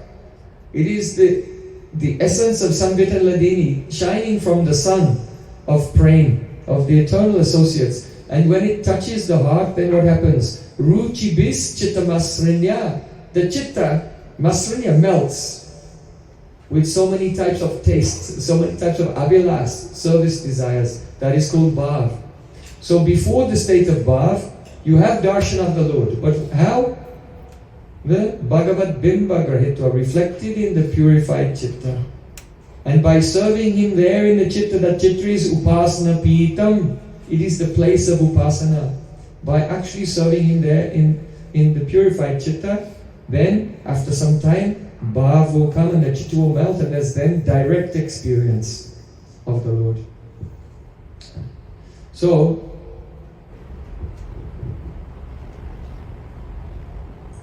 we are discussing the meaning of darshan, what it means to see the Lord in the different stages of bhakti on the subject of Gaudiya-Darshana. Another definition of the chitta. Srila Vishwanath Thakur, he calls the chitta the upalabdhi sthanam. the place of attainment of realization. So if you look at the levels of the subtle body, mind, intelligence, ego, then chitta. As long as the ego is darkening our consciousness, with the ego and the mind and intelligence, we don't have realization. No. The Upalabdhi Stan, the place of attainment, is that purified chitta. And that's why it's so important first. We have to hear and we have to chant Harinam continuously. Kirtaniya Sada Hari. Chant continuously. By chanting continuously, the mirror of the heart will be cleansed, and then the experience of the beautiful form of Vrindavan Bihari, Brajendra Nandan, Gopikanta, Radhanath Sri Krishna will manifest in the heart. Yeah. Now, so we were discussing what? Gaudiya means real Gaudiya. Agaudiya, they are not Gaudiya. Gaudiya Bruva, they only say they're Gaudiya. And with the Gaudiya, they are practicing. But their practice is all wrong because they did not understand this Siddhanta. That the Manasik Seva, the internal service to the Lord, does not take place in the contaminated mind, intelligence and ego. It takes place in the Shuddha Antakaran, in the pure Chitta. This is why Srila Jiva Goswami Pad has said, Shuddha Antakaras Chet Swaram Kuryat. Only when the Chitta has become cleansed by surrender to Guru, service to Guru and hearing chanting, only then can one take up the Smaranam. So the first Shravanam, Kirtanam, Smaranam. First we have to experience real hearing. Realization through hearing, realization through Kirtan. And then when we focus internally on those spurtis, then that is called Smaranam. So those who don't understand this tattva, they become Vida Gaudiya, corrupted Gaudiya. They speak all the Shastra, but not according to Vidvat Ruddhi Vritti, and so their conception is corrupt.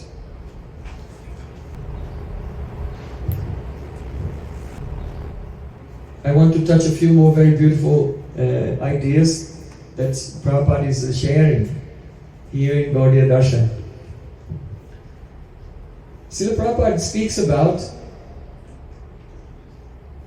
he wants to show the glories of the Gaudiyas. So we have discussed the material world,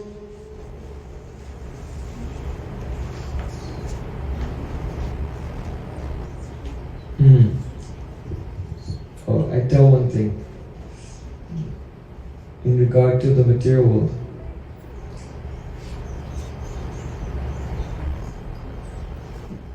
Bhakti-Saraswati Thakur gives an example from the Upanishads. Sa yata shakuni sutrina prabadho. There is one vulture, and there's a post stuck in the ground, and the leg of the vulture is tied with a thread. There's a thread tied around the leg of the vulture, and then there's some length, and then the other end of the thread is tied around the post. So the vulture is sitting on the post, and he wants to be free. So he's jumping, and he tries to fly this way, but he flies only a few inches, and then he's pulled back by the string. So he's flapping, and he flaps in this direction, and that direction, and this direction. In all directions, he's flapping and going here and there. And he does this for a long time, until finally becomes completely exhausted. And then what does he do? He accepts his situation and he sits on the post to which he is bound, to which he is tied. So, this is not a story. This is the truth of all souls in this world. That vulture, he wants swadhinata, independence. He wants to be free. And so he's flying here and there, trying to get freedom. Just like the conditioned souls in this world.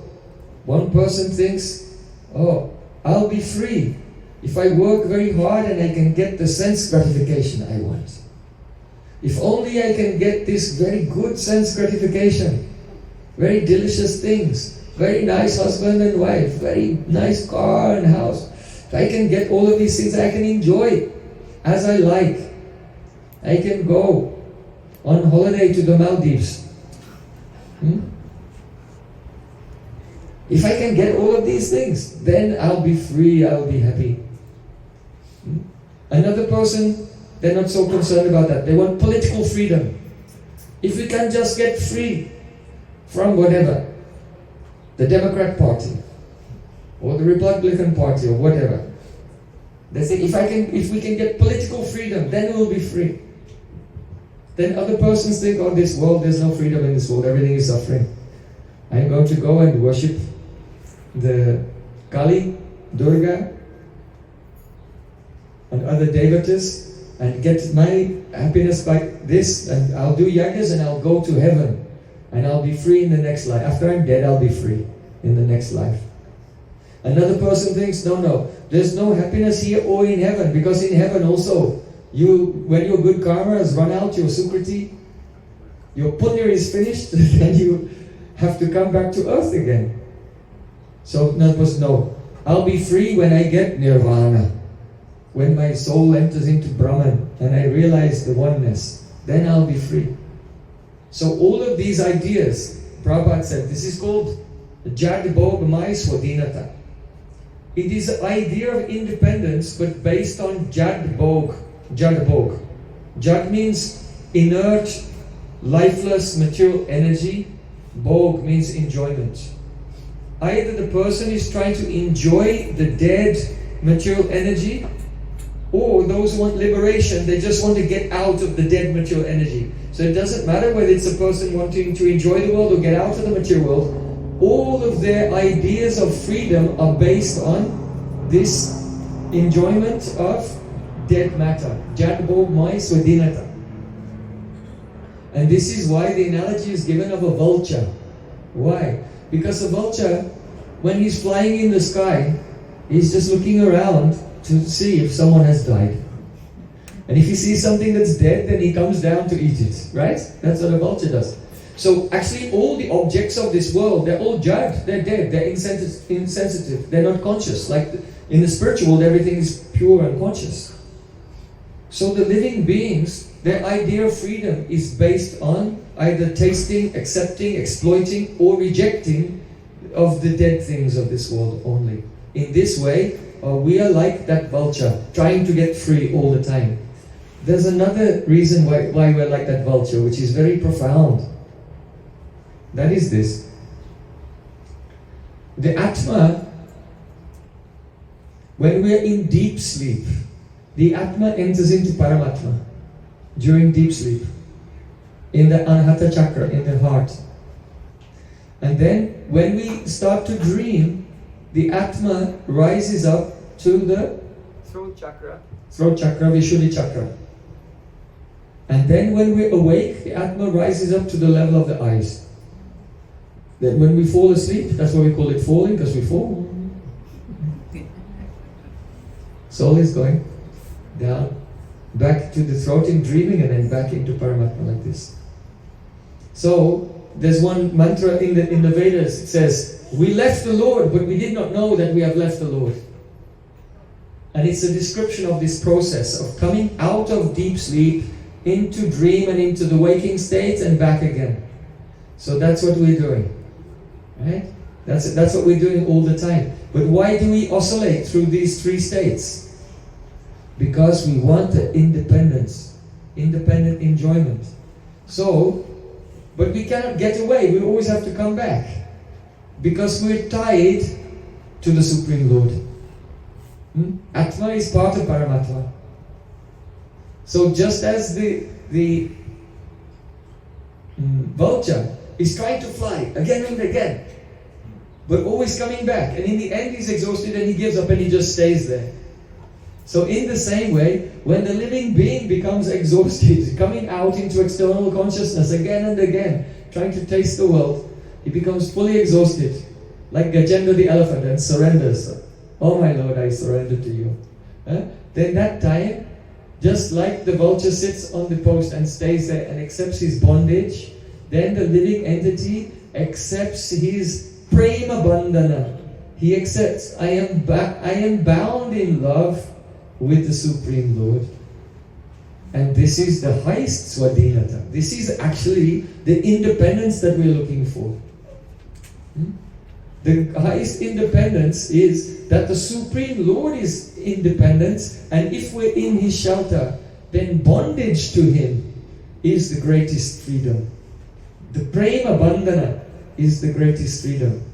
But until we accept that, we'll keep like this, like vultures trying to escape and fly here and there. Very beautiful example from the Upanishads.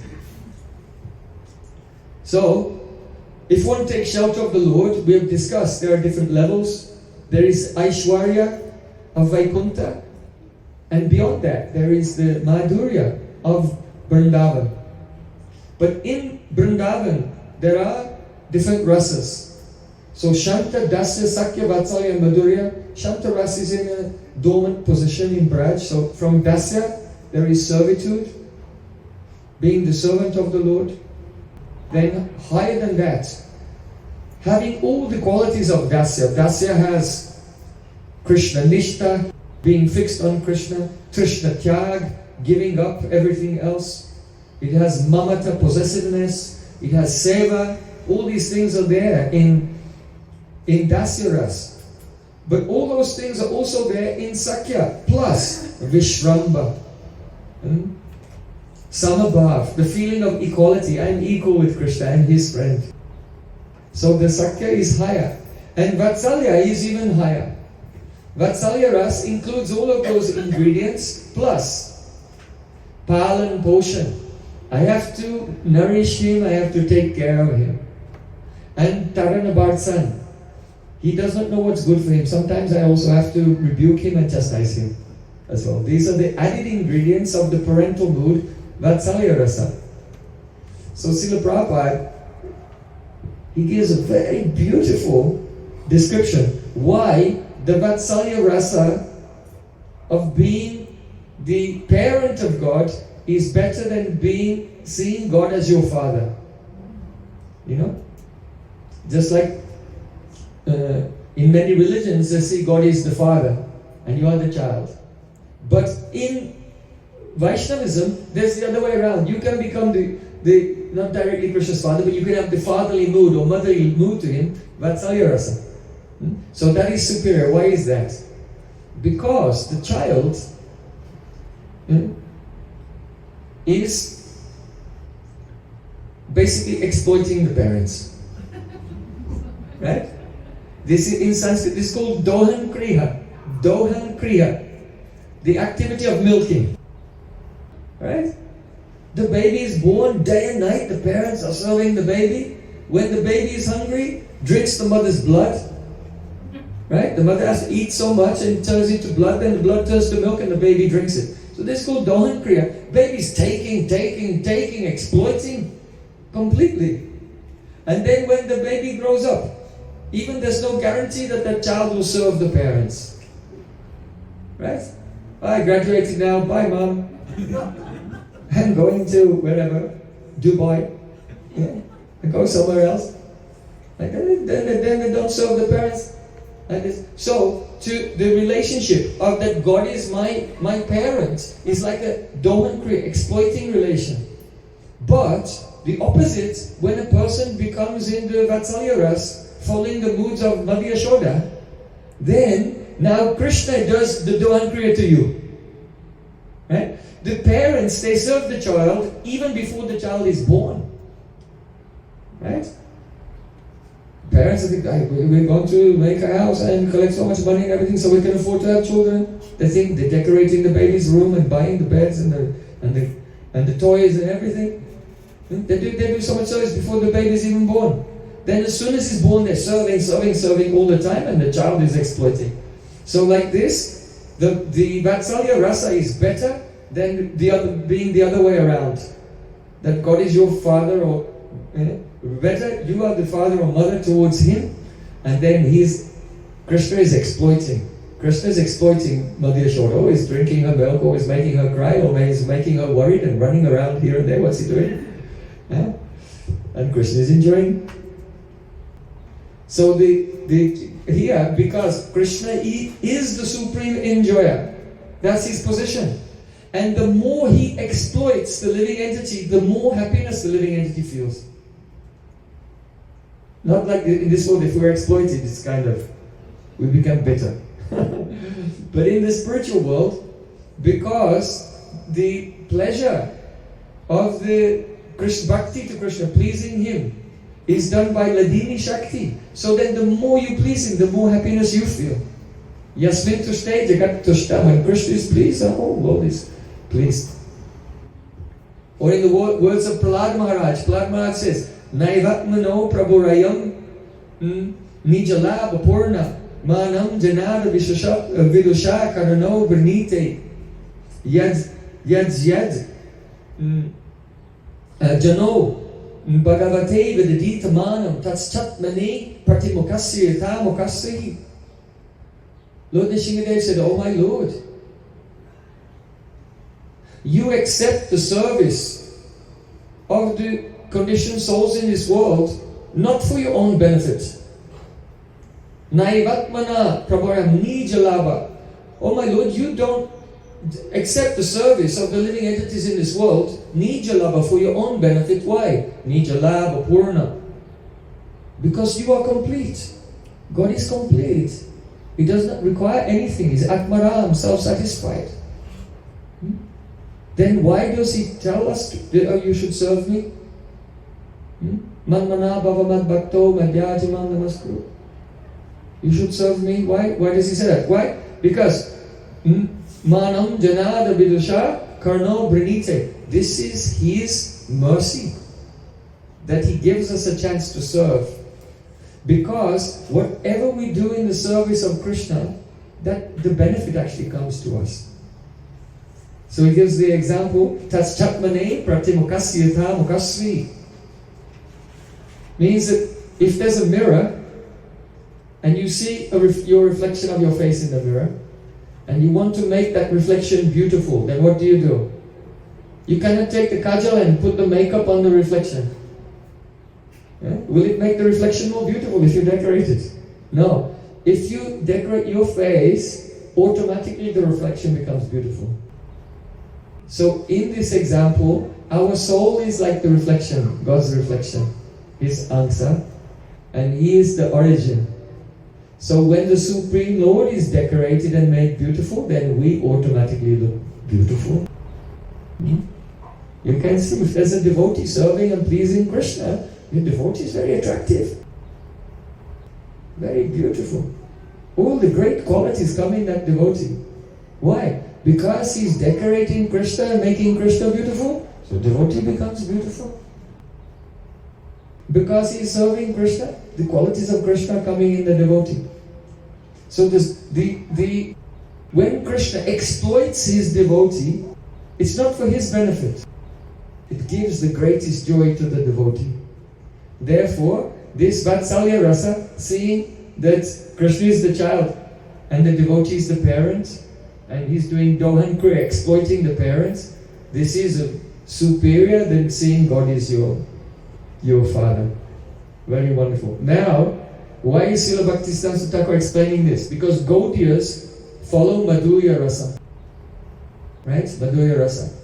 So then he takes this example that just as Krishna is doing Dohan Kriya, he's exploiting his mother for her Ananda in Vatsalya Rasa. So in Madhurya Rasa, that is the fullest extent of the Dohan Kriya. Krishna is exploiting the gopis more than Mother Yashoda or anyone. He's exploiting the gopis and Radhika to the maximum amount. Yoga Maya makes them married to others. They have to sacrifice everything. They have to sacrifice their happiness in this life and the next, their reputation, everything. And they serve Krishna with all their body, their entire body, all of their senses from head to toe, and all of their beauty they're serving Krishna.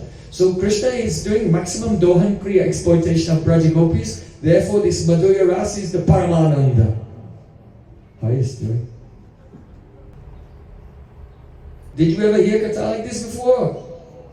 No. That's because you were not there in 1929. in the Albert Hall in Calcutta on August the 11th. You are not sitting in the audience on that day, that's why. But Prabhupada Srila Bhaktisiddhanta Thakur is very, very merciful. And his guitar is still flowing on today now, that you can hear. This, really, I remember the first time when I heard this, I thought, this is the greatest lecture I ever heard in my life. In this day of Lord Brahma, I never heard such a wonderful lecture.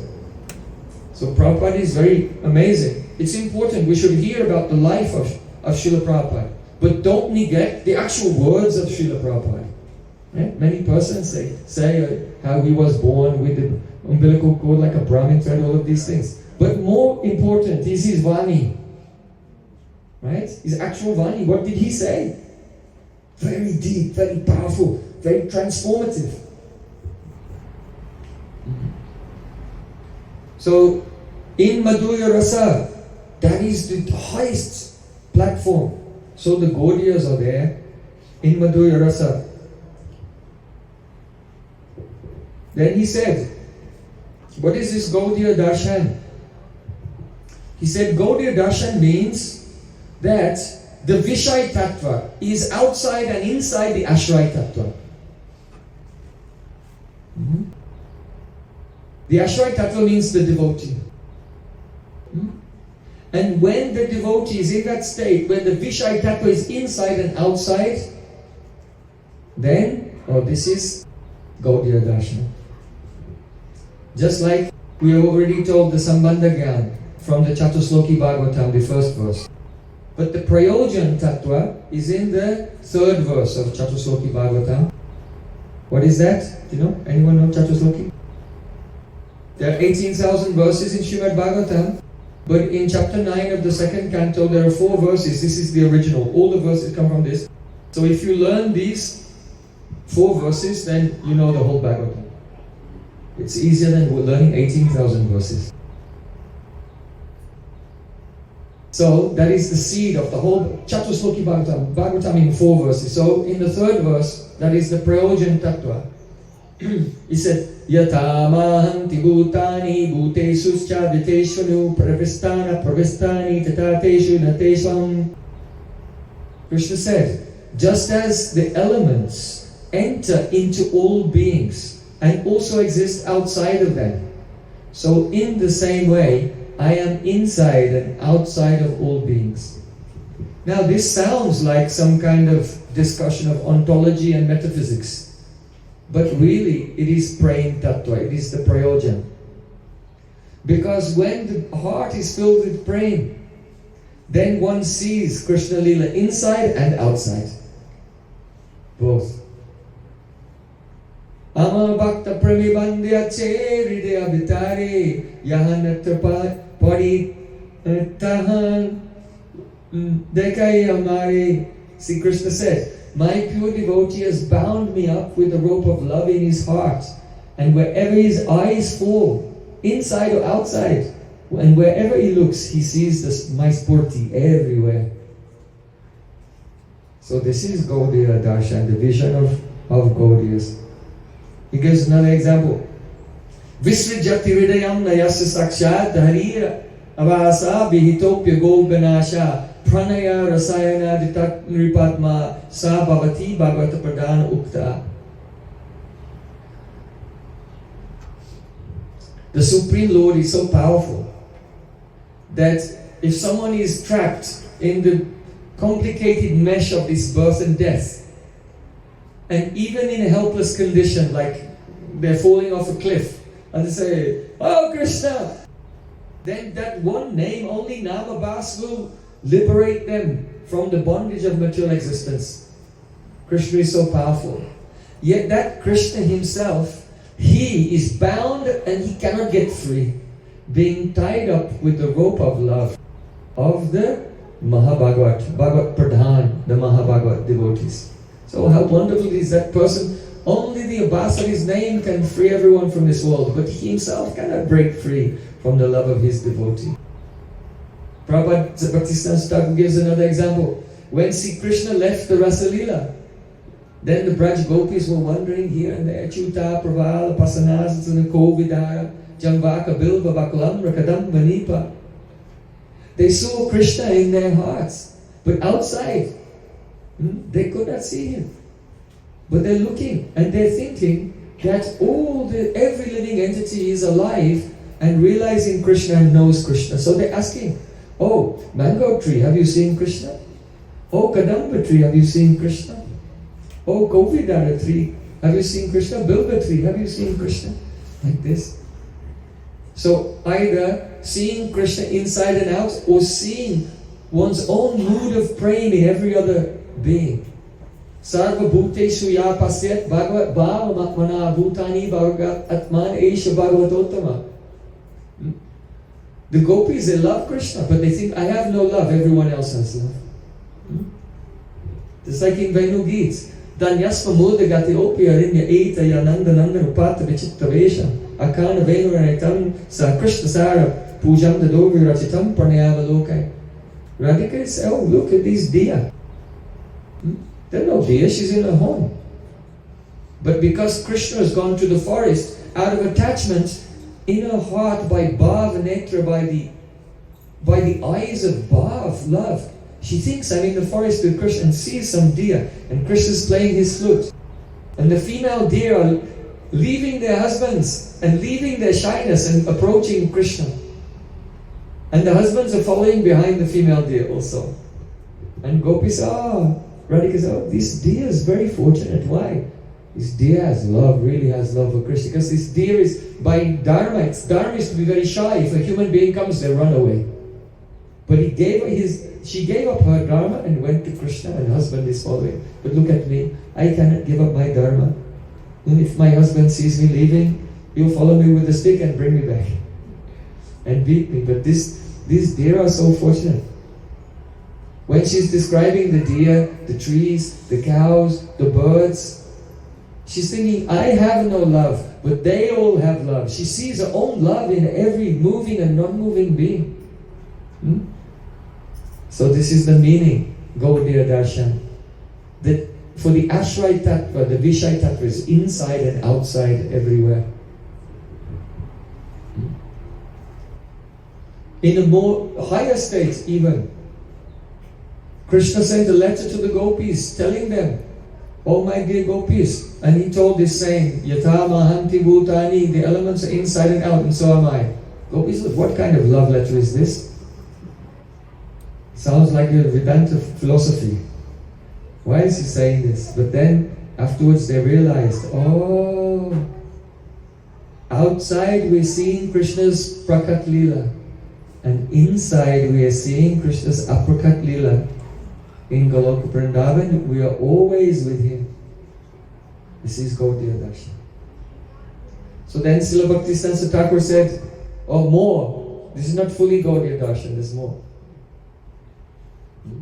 When the chitta vrittis, the absorption in loving service for Krishna, it completely fills the mind. That takes place in the stage of Ruddha Bhav.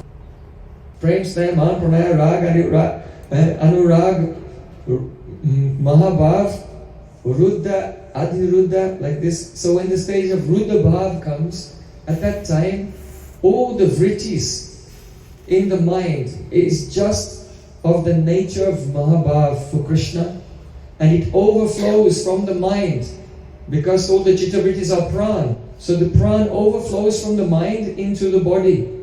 And when the pran carrying the Mahabhav overflows into the spiritual body, then the sattvic bhavs manifest. 5, 6, 7 or 8 sattvic bhavs, trembling, hair standing on end, becoming stunned, the fading of the color, the choking of the voice. So the 5, 6, 7 or 8 sattvic bhavs, that means udipta or sudipta bhav comes, and it is called prakashita. So this is only in Mahabhav, this state, when the whole body becomes illuminated, because the Mahabhav which was in the mind is now completely taken over all the prana and senses, and now the body itself becomes the non-different from Mahabhav. So that is called the Mahabhav Swarup. You know, Krishna, he is not interested in sense gratification, he is not kami. Krishna is premi, he only wants to taste love. So, Krishna stealing butter, why? Because of the love of the elderly gopis who are making the butter. He's coming and stealing, tasting their love. But for the Braja gopis, the love in their chitta has overflowed, and now their whole bodies are made of Mahabhav. And this is why Krishna has the amorous pastimes. You understand? He's not lusty. He's not kami, he's premi. But the gopis themselves have become the Ananda Chinmaya Rasa Pratibhavita, Bhavita, completely one with the nature of Mahabhav. This only happens in gopis. It never happens for the queens of Dwarka. Just for comparison, Vishnacharya Thakur said, the queens of Dwarka, their mind never even becomes completely one with Prem, what to speak of Sneha, Man, Pranaya or anything. But for the gopis, Varamrita Surupa Sri Swasarupam Manonayat. Every chitta vritti becomes infused with Mahabhav and it overflows and their bodies become shining. Tapta Kanchana Gaurangi, shining. And that Mahabhav also emanates from them and begins to affect all the trees and flowers and creepers and birds and everything. And if the manjaris are watching Radhika, then it will also affect them and they'll be pervaded by that. That's called Yavadashrai Vritti. The power of Radharani's love comes in waves, and the manjaris are just completely saturated, vyapt, from head to toe, in the waves of Radharani's love. So Srila Bhaktisiddhanta Thakur said, when the chitta vrittis which are in the mind become visible fully in the body, that is called Sarvangin Bhav, then when one sees Sri Krishna, Radha Krishna, or Radha Krishna in the form of Chaitanya Mahaprabhu, oh, then that is called Gaudiya-Darshana. You see, this is why he is hesitant to say, I am a Gaudiya, I am a Gaudiya. See, even my Gurudev would not say, I am Gaudiya. Because those who understand what it means to be Gaudiya, Gaudiya Gaurav, the Gaurav, the importance, the stature, the status, the pride of the Gaudiyas, those who know that is, oh no, I am not Gaudiya. I want to be Das, I'm a Das of the Gaudiyas. Very amazing. I want to tell a few nice pastimes of Srila Prabhupada now. Because his life illustrates. If you hear the philosophy, his Vani, then you can understand really what is there in his life. If you only hear about the life story but you don't hear his Vani, it's very hard to understand what's the significance of his life. One day, it was Gaura Purnima, the appearance day of Chaitanya Mahaprabhu in Mayapur. And Srila Bhaktisiddhanta Thakur came there and he said, oh, Jayadev Goswami, in the first verse of Geet Govinda, has glorified Gaura Purnima, the appearance of Chaitanya Mahaprabhu. Well, how is it possible? Jayadev Goswami is writing in the 11th century. Chaitanya Mahaprabhu appeared in the 15th century. No one ever said it before. But because Srila Bhaktisiddhanta Thakur, when he hears something, when he reads something, he takes the vidvat or dibriti. So then he experiences the divine reality and many, many mysteries that an ordinary person cannot experience. He's reading and he's understanding according to the Mukta Pragraha Vritti. Mukta Pragraha Vritti means the interpretation of free reign. Mukta Pragraha, free reign. Just like if there's a post in the ground, no vultures this time. There's a post in the ground and there's a cow tied with a rope, with a long rope to that post. So then that cow, it can eat the grass in the area, the radius of which is the length of that rope. So it can eat in a big circle, but only within the length of the radius of that rope. So in the same way, an ordinary person, when they read something, then they can understand it, but only within the short compass of their own material intelligence, and not further than that. But when a person, just like, if you cut the rope, then the cow is not limited anymore, and the cow can wander very far away and eat the grass. It can go to Vrindavan and eat the grass on the bank of Jamuna. The cow may even wander all the way to the bank of Radhakund. So in the same way, when a person is mukta, liberated, mukta purush, then they are not limited to the ordinary type of interpretation of conditioned souls, but rather they will see in everything the highest and most profound meaning. Om Tad Vishnu Paramam Param Sada Pasyanti Suraya. The sages see the supreme abode of Vishnu. But the Gaudiyas will say, the pure Gaudiya Vaishnavas, they see the Parampadam, the supreme abode, that means Radhakund.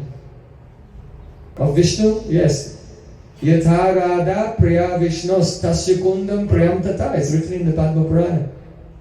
Just as Radhika is dear to Vishnu, so is Radhika's Kund as dear to Vishnu. So Krishna, who is playing with the Braj Gopis in Radha Kund? Vishnu. Vishnu means Vyapnotiti Vishnu, who is everywhere.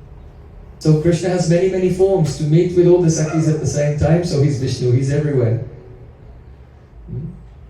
So like this, what an ordinary person may interpret in Aishwarya Bhav, but then the advanced liberated devotee who's full of rasa, he will see the same thing and it will take him to Vrindavan and even to Govardhan and to Radhakund. So in that way, Srila Bhaktisiddhanta Thakura, he was relishing the first verse of Geet Govinda. Megai medaramambaram vanubhuva shamastamalajumai nattam viduruham tameva tamididam radhi griham prapaya itam nandani jeshatas chalitaya pratvatya kunjatumam radha madhavayor jayanti yamuna kuleiraha kelaya.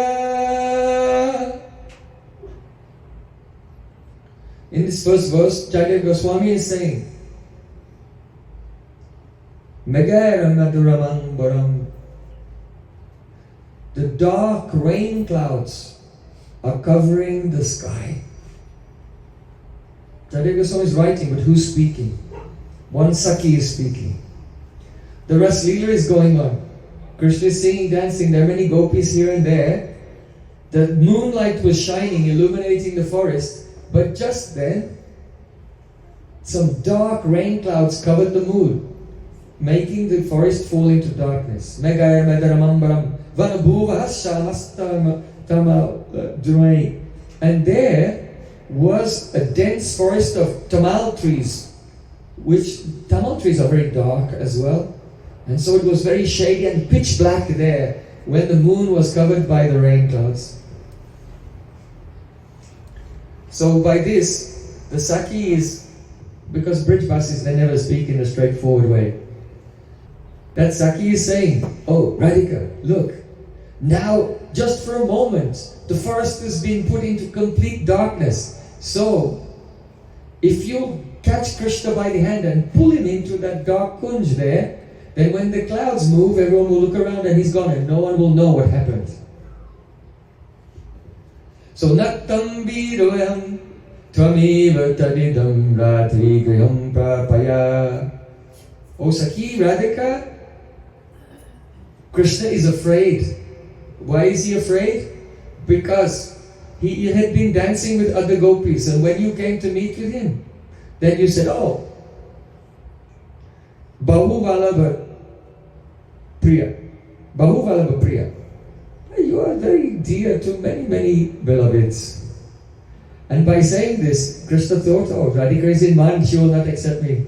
She will not accept me this evening. So Krishna is full of fear. You have struck fear into his heart.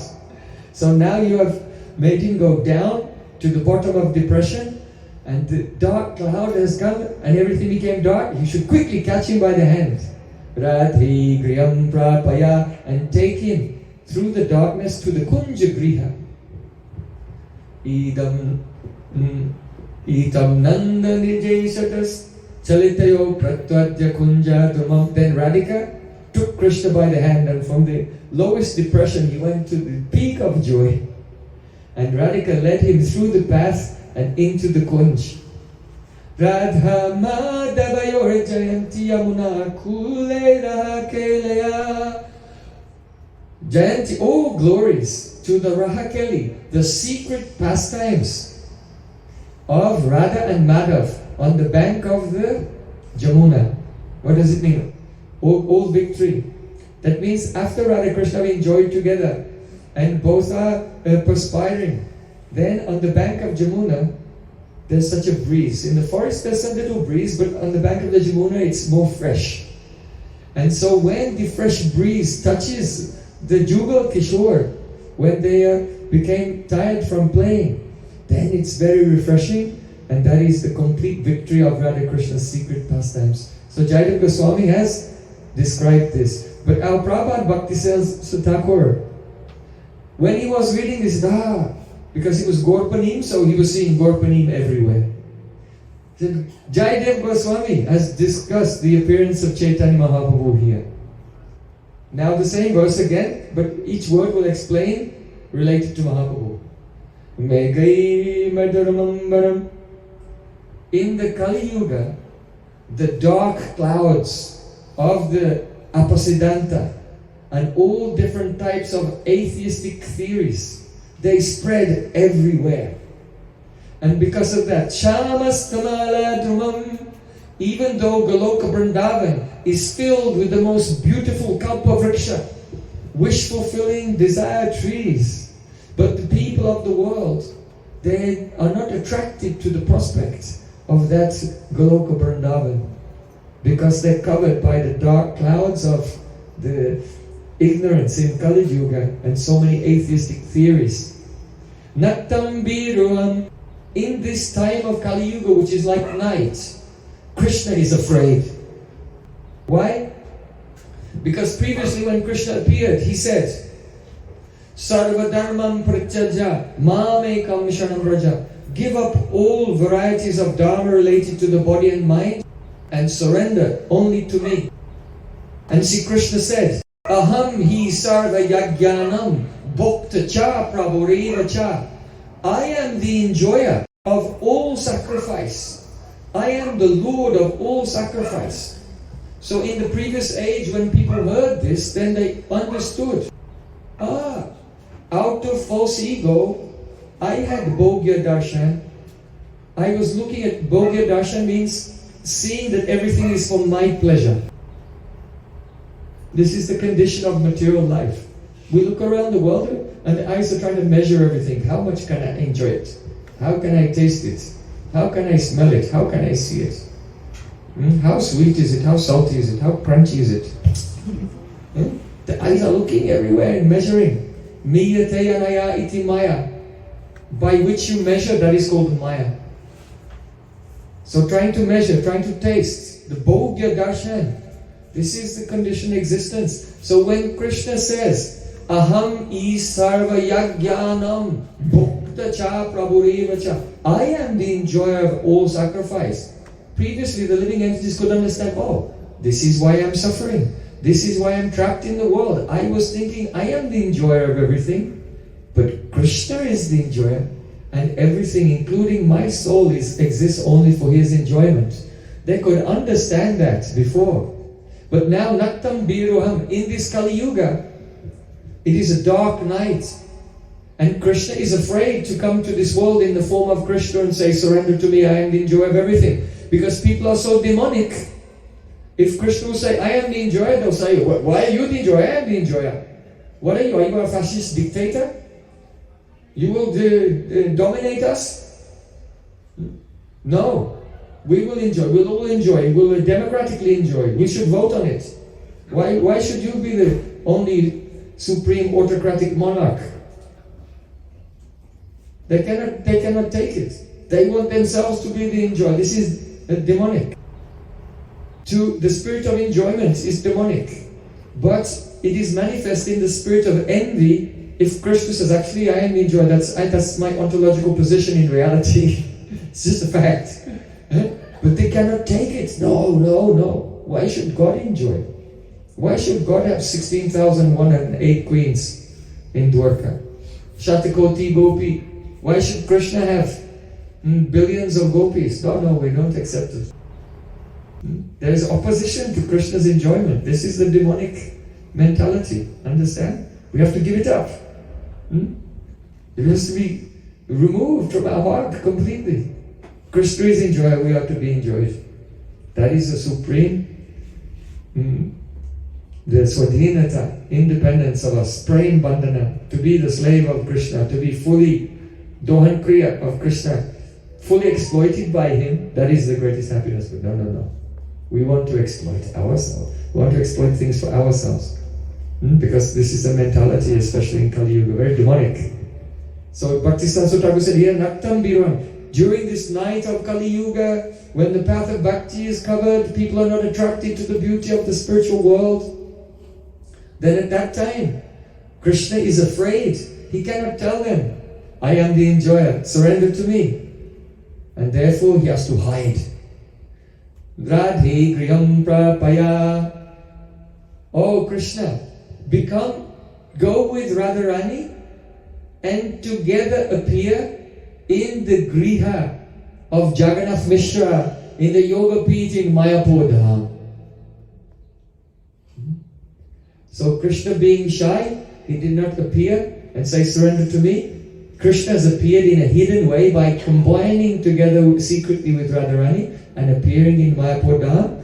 And then he is very humble and say, no, don't surrender to me, surrender to him. Surrender to Krishna, not to me, surrender to Krishna. I'll show you how to do it myself. Who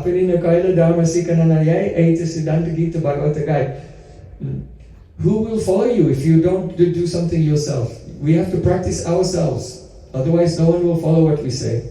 So Krishna is the same. He thought, if I tell them surrender to me, they won't do it. Because I have not done it myself. So he appears as Chaitanya Mahaprabhu and tells everyone, surrender to Krishna. So, Itam Nanda Nijaysi Chastavitya Pratvacha Kunja Dramam. See, Krishna appeared in Navadvip Dham. Radha Madhavayo Janti Yamanaku Le Raha Kelaya. Now the Jamuna has become one with Ganga. Right? Because in Prayag, Ganga and Jamuna, they mix together and then they go to Navadvip Dham, and Radha Krishna have appeared there in the form of Chaitanya Mahaprabhu. So Ganga has been united with the Jamuna. Raha Kelaya, all glories to the Raha Keli, the secret pastime of Radha and Krishna. Gaura Leela is the secret pastime of Radha Madhav. Mahaprabhu Sri Chaitanya, Radha Krishna, Nahiyanya. And what is this secret pastime? Harinam Sankirtan. So Radha Madhava Yojayanti, all glories to the secret pastime of Radha Madhav means Param Vijayate Sri Krishna Sankirtanam. That means may all the ignorant misconceptions and false atheistic theories of the world be burned to ashes in the fire of Harinam Sankirtan. And may all the minds of every living entity in the world be fuel in the fire of praying for Radha Madhav in his confidential form of Sachinandan Gohari, in his Prem Nam Sankirtan Rasa, Maha Sankirtan Rasa. Gaur Premanande. So this is how Prabhupada Srila Bhaktisiddhanta Thakur, when he's reading the Shastra, so many profound and beautiful realizations are coming, and he was sharing them with his disciples. Yeah. So I request everyone, the book table is also over there on that side. Please make sure you take a copy, because we're leaving tomorrow, so everyone take 5 or 6 copies for yourself and all your friends and family members, so they can avail themselves of the shelter of the Srila Prabhupada Bhaktisiddhanta Thakur's Shuddhavani. You know, in his pranam mantra, it is said, Gauravani Murti. He is the embodiment of Chaitanya Mahaprabhu's teachings. Jaya Prabhupada, Jaya Prabhupada, Jaya Prabhupada, Jaya Prabhupada, Prabhupada. Jaya Prabhupada. Oh Jaya Jaya Prabhupada, Prabhupada, Prabhupada, Jaya Prabhupada, Jaya Prabhupada, Prabhupada, Prabhupada, Prabhupada, Jaya Jaya Prabhupada, Prabhupada.